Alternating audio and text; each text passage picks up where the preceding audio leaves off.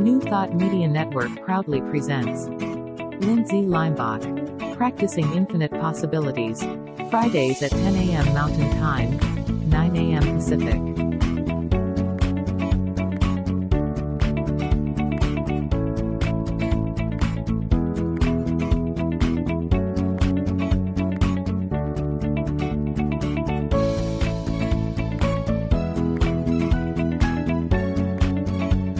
And now, here's Lindsay.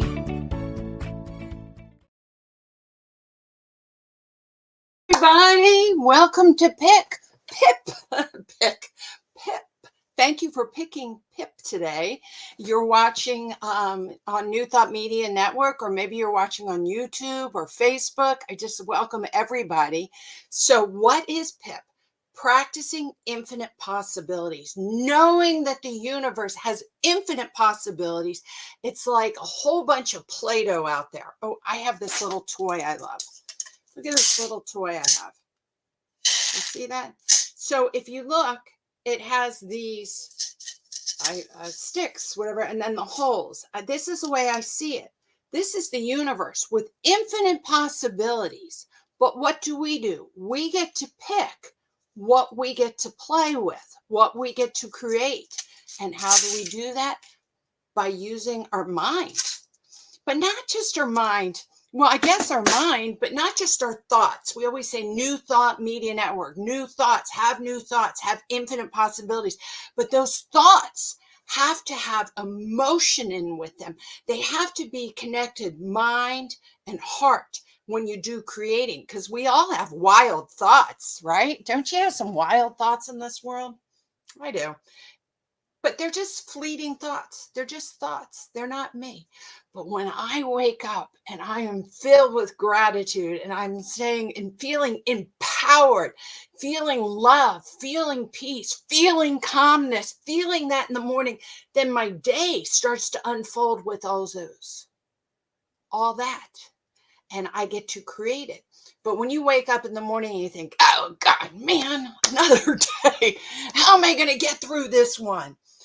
All of a sudden you start seeing obstacles and challenges everywhere, because you have to realize, like this little toy, if the toy isn't making the choice, the gift we get from God, the gift we get from our consciousness, the gift we get from a higher level of knowing is that we are the makers of our choice. And people have known this from the beginning of time. And that is why I wanted to talk about Buddhism. And so today we're going to do Basic Buddhism 102. And we're going to go into the 3 poisons. And Buddhism loves lists. So we're going to go into the 3 poisons once again: greed, anger, and ignorance. We're going to take a deeper dive. But before we do that, I want to welcome everyone here. And I'm so excited that my mom and my dad on the East Coast are with me. And I think Trudy is with me on YouTube. And I have lots of other people. So I don't know you're with me unless you leave a comment. I just want you to, even if you just say hi, then I'll know you're there.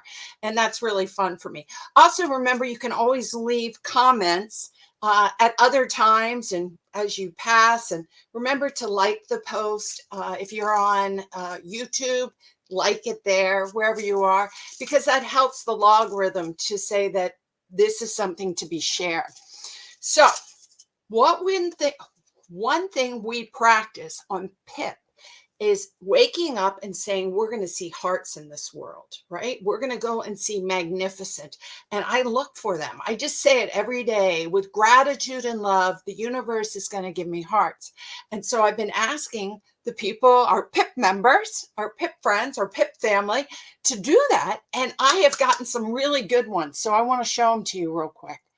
Check these out. Okay, so my girlfriend Connie, she's like, Lindsay, I'm not quite sure where I'm going to see a heart. I'm just home.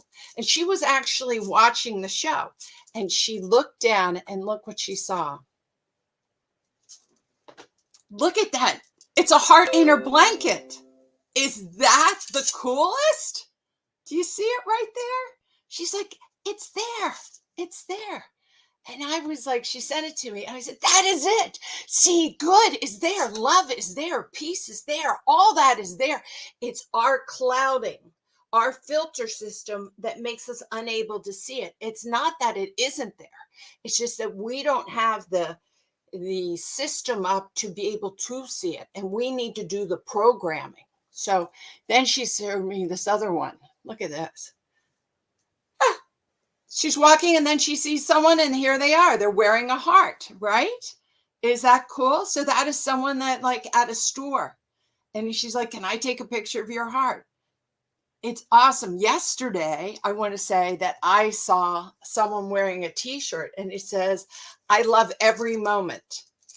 And then we were walking and I don't know her. And I looked at her, smiling, and I said, I love you. And she looked at me like, and I love your t-shirt. And then she kind of chuckled and she laughed and she's like, love you back. And it was so cool. And my husband's like, what are you doing? And I'm like, look at her t-shirt. She's throwing out the love. I'm throwing it back at her. And he's like, oh, got it. All right, let me show you. My other girlfriend sent me this. Cherie sent me this one. Check this out. So she was donating clothes to a worthy cause. She had a couple $100 of clothes that she had never even worn. They even had tags on them. She's like, I'm giving them. And then when she looked down, she saw these 3 hearts. And she's like, there it is.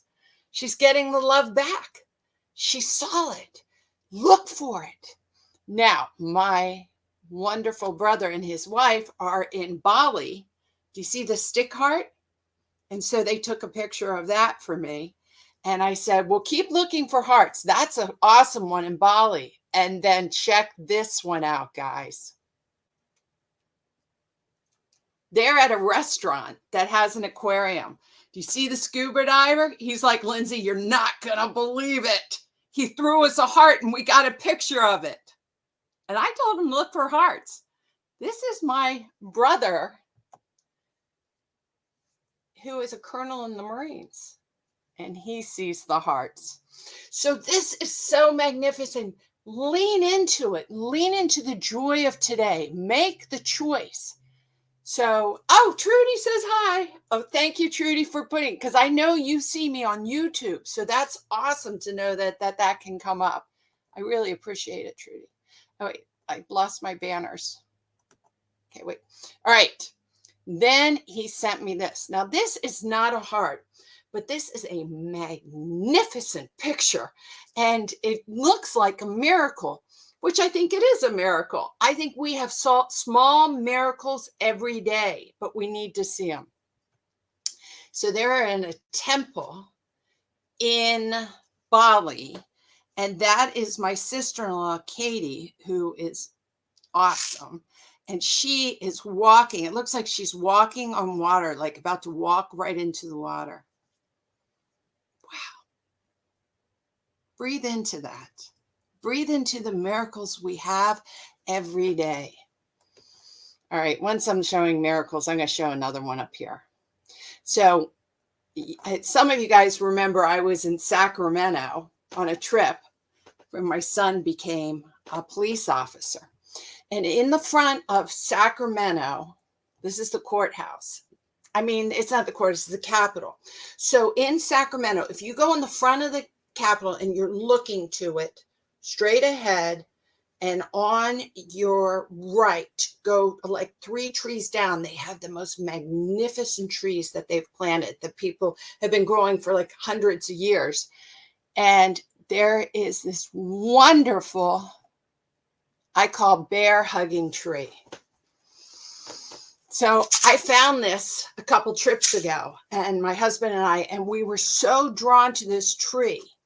And doesn't it look like a mama bear hugging you? And it has the best energy. And so we were there, and this man came up and he said, oh, this is a magical tree. So he felt it too. And he told me he comes there all the time to meditate.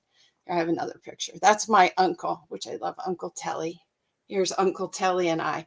And I love this picture of us because another miracle. Look how my pink shirt is radiating onto that tree like it's heart. How did that happen? That really is kind of amazing. I've never seen a cotton pink shirt radiate back onto another object. Get excited about this stuff. Get excited about your life. Look for the small miracles. Look for the hearts. Look for the trees, the energy of the trees, the energy of the temples, the energy of your home, the energy of your garden. It's everywhere. Guys, it's not just in special moments, it's everywhere. It's that we have to be able to take our clouding of our way, of our ego, of this human nature, lower thinking. We need to strip that away. It doesn't go 100%. You don't get rid of it because we're human beings. We're spiritual beings having a human experience, right? So we have anger and anxiety and stress and death and just all this stuff, but it's how you handle it, how you focus, where your attention goes. And that's why I love Buddhism so much, because as we talked about last week, in Buddhism, it gives you a recipe on how to deal with the human experience so you can cultivate your spiritual being. Hey, Shay, I really love it. Shay loves Buddhism too. And so I know that she enjoys, this is just 101, or now we're doing 102 Buddhism. We're doing basic Buddhism, but it's a wonderful tool. So last week when we were talking about it, the big concept in 101 Buddhism is the Four Noble Truths, that life has pain. You're born, you're crying, when you're dying, it can be very painful, and a lot of in-between things.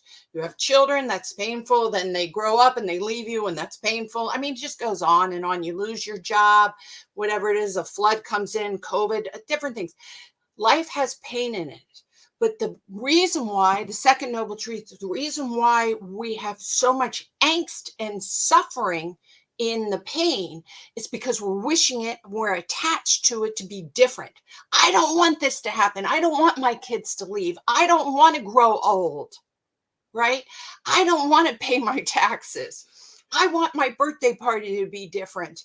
I want to have new clothes. It's all this attachment outside of ourselves, and it causes us a lot of pain. But there is a recipe. The Buddha said there is a recipe to be able to center yourself.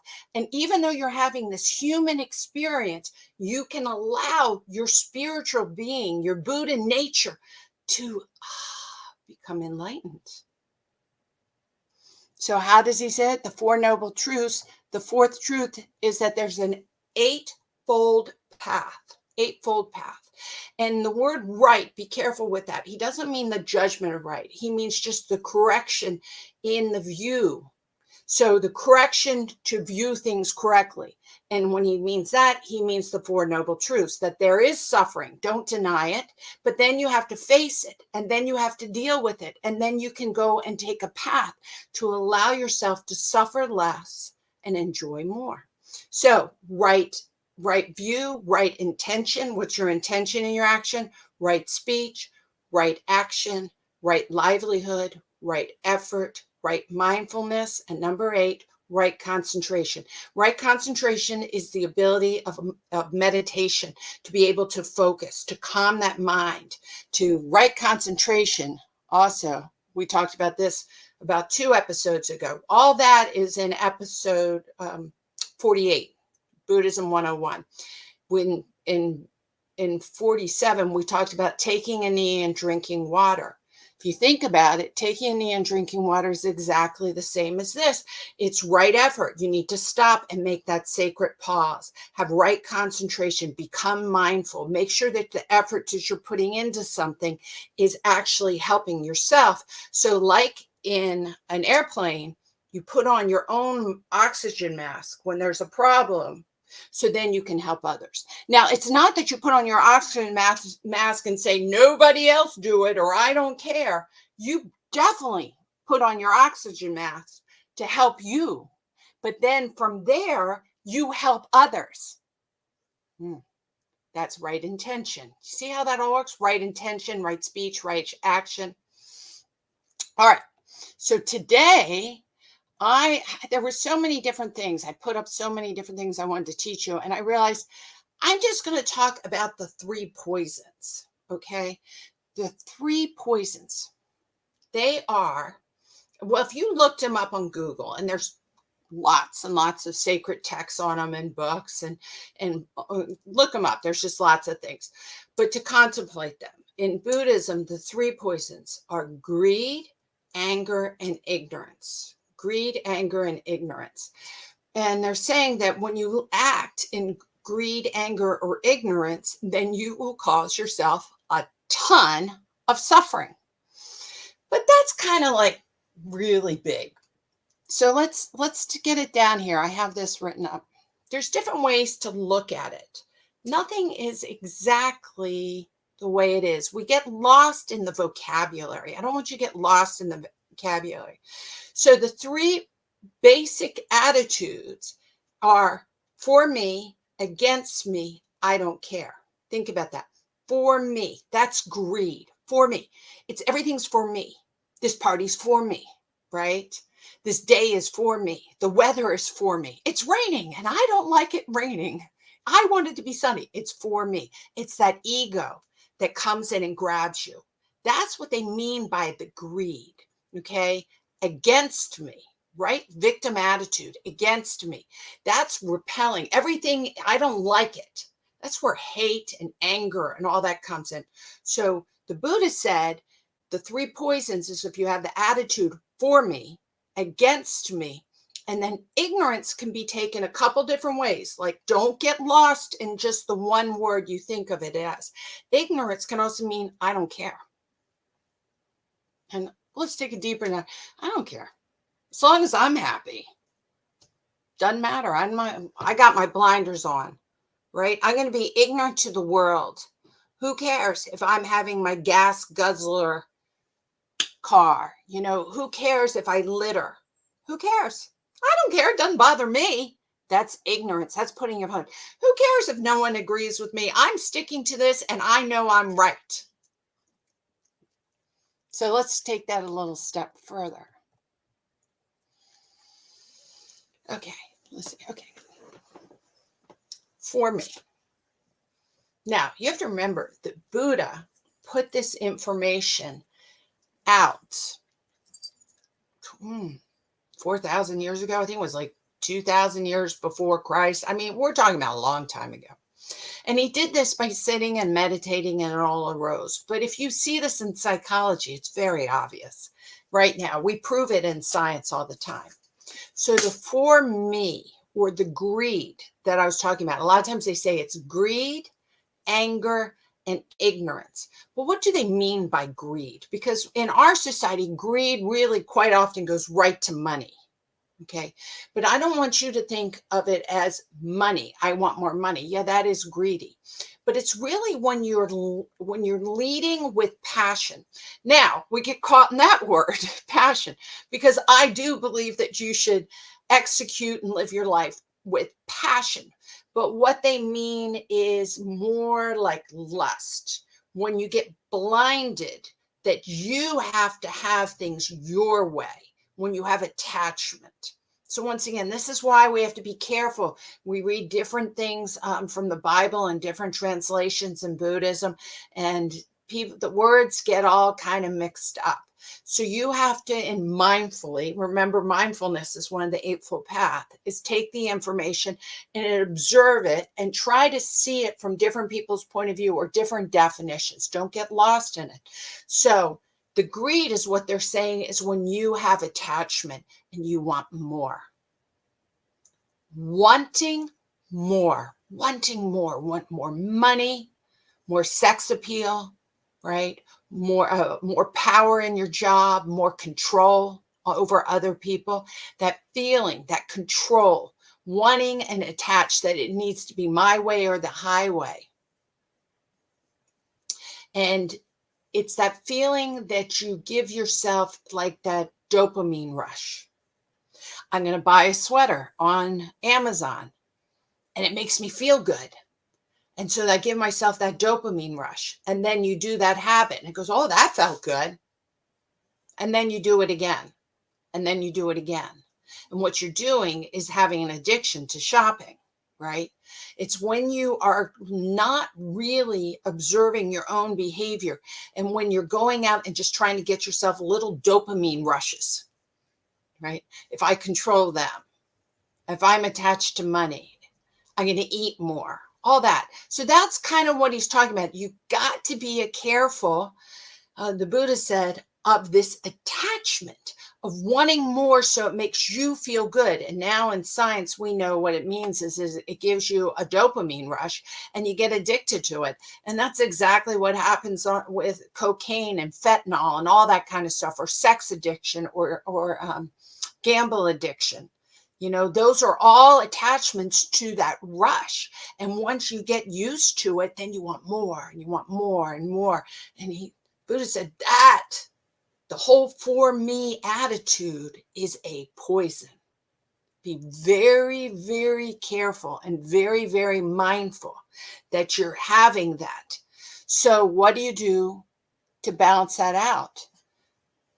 And in Buddhism, they say generosity. I give love. Why do I give love? Because it feels good. I receive love. Why do I receive love? It feels good. But then I give again. And that's the flow.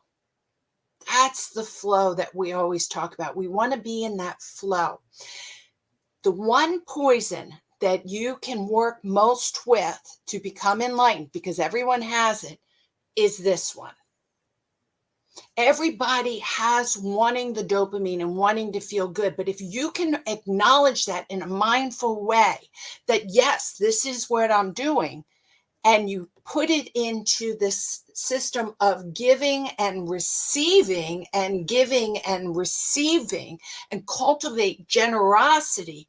And then remember the eightfold path? One of them is right intention. Are you receiving with right intention? Are you getting? Are you attached to something? I love my children. I adore my children.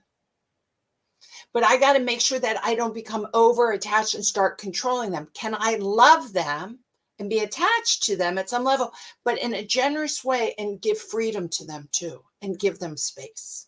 This is, I mean, we're doing 101, 102 Buddhism. So we're going really slow. And simple. Okay. The other poison, aggression or aversion or anger or hatred. This is in all of us too. See, the first one is attachment. I want more, more, more. The second one, second poison he's talking about is not that I want it, it's that I want to get rid of it. So you're repelling. And we put up walls. I don't like what's going over there, on over there. So I'm going to say, I hate it. Or I'm going to become angry. I want to make that different. They better behave differently. How dare that happen? Even the weather, we do this. It's what the brain does. It goes, it's raining outside, or now it's not really raining. We would all have a rain dance. Right now, it's super hot all across the United States and also in Europe. We're all sharing in this super hot weather, okay? But if you look outside and say, I hate that, or I'm angry, it's hot today, that's a poison, because you can't control the weather, but you can control your relationship to the weather. And if you cultivate hatred and anger and pushing away aversion, we know now in our biological makeup that we go into a stress reaction. When you hate something, you're triggering adrenaline and cortisol. And adrenaline and cortisol rip you apart if you have it on for too long. So if you're hating this weather and you're saying, I hate this weather, and you're living into it, and the people in Phoenix, oh my gosh, they've had it for 2 weeks, over 14 days, over 100 degrees. Sending them blessings, sending everyone blessings. May you stay calm and kind and generous as you guys go through this heat wave. May I stay calm, kind, and generous. So I don't want to cultivate and activate my stress. And then how do you not cultivate and activate your stress hormones that wear you down and make you see the world? Is your choice of not having aversion, not having anger, and not having hatred towards things. The Buddha said that's a poison. He didn't say because you're going to actually send off these chemical hormones and overwhelm your prefrontal cortex, and it's not going to connect to your heart and your gut, and you're going to miscalculate things because you now put yourself in aversion. He didn't have that psychology in the science that we have, but now we know it's true. It's 100% true. So when you have an aversion to something, okay, when you want to push it away, that actually is something in which you go, aha, what is this trigger? And how can I sit with this trigger and not get upset with it and learn more about myself? So that trigger, whatever it is, the heat, the person, the neighbor, the political opinion, whatever it is, doesn't end up pulling you down. And you can hold it. And this is how, what the Buddha said, hold it with kindness. It's hot today. I'm going to accept it. I'm going to accept it, right? Radical acceptance. I'm going to accept it's hot today. I'm going to accept that people are suffering. And maybe you can think about them with generosity. What can you do to help somebody else? And if you're helping somebody else with your generosity, which is what we talked about, the antidote for the first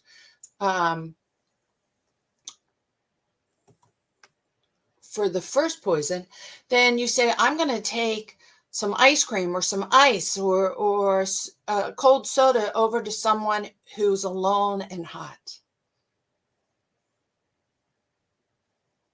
What are you doing? Centering yourself in love.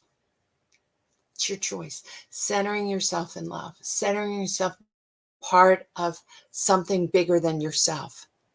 Does it feel good? It feels great. All right, the last one of the three poisonous is ignorance. You can say it's two ways to look at it: as indifference, like you don't care. Okay, that's the blinders. The blinders. My way or the highway. This is the way it is. Meanwhile, the whole world is in pain. My way or the highway, because what you're doing is you're protecting yourself.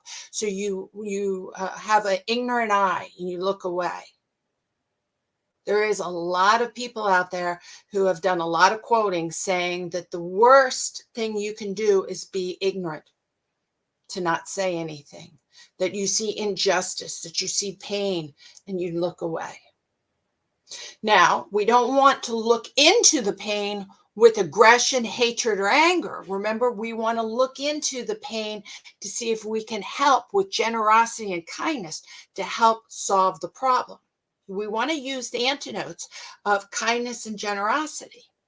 So I also want to really say, as a mindfulness coach, and I've worked with children for, for so long now, 20, 30 years. A lot of times parents say to me, I don't know why they're acting up. This is crazy. They have everything. And then I realize they're acting up because what they don't have is your time and your effort, your attention. And a child would rather be punished than ignored. I'm not kidding you. A child in the subconscious mind would rather be punished than ignored. Because when you're ignoring someone, you're saying they have no value. When you're angry at someone, at least you're saying, I want you to be different because you're part of my life. That's very true for friends and spouses. The worst thing you can do is ignore someone.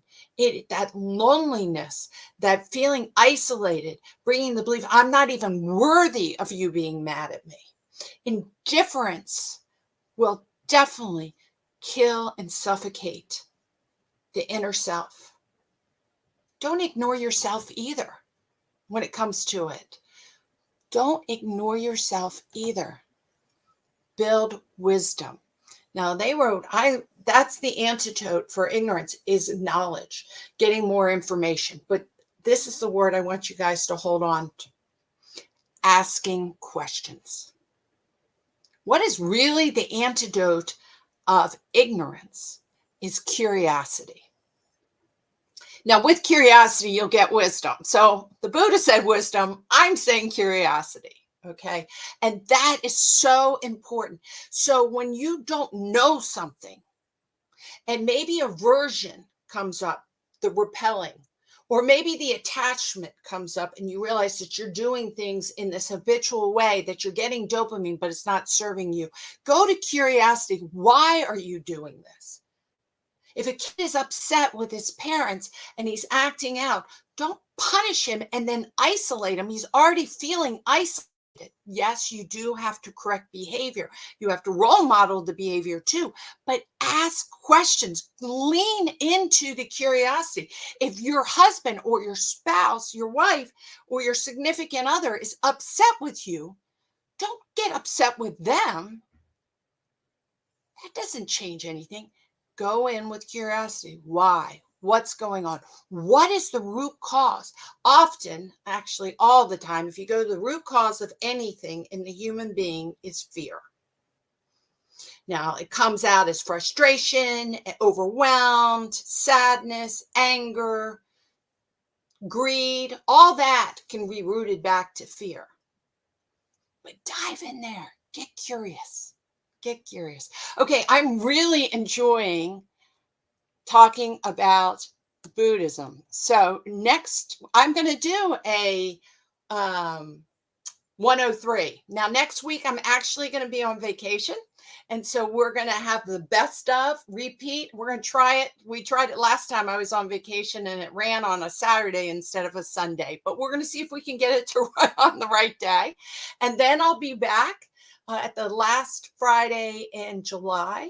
And we'll do 103 Buddhism, because there's more lists and more wisdom. And it's so much fun to see how this Buddhism corresponds so well with new thought, with psychology, with science. And I'm going to show you one last thing. I think it's important. I have a birthday person I want. Let's see if I can see where I put it. A shout out birthday. Okay. Happy birthday. You're in the sky. Everything else, it is just the weather. You are the sky. Everything else is just the weather. Pema, I'm not going to say her name right. Chodron. Anyway, she is a Buddhist nun, and she is fabulous. And she has written so many awesome books. I recommend every book she's ever written. And today is her birthday. She was born July 14th, 1936, and she's 87. So happy birthday. And I got this, I want you to know, from Reverend Kusla Bhikshu. And I recommend everyone to follow him. He is a Buddhist monk. He's on Facebook, and he puts the best, let me take this off. He puts the best posts up about Buddhism and humor and how to see the world.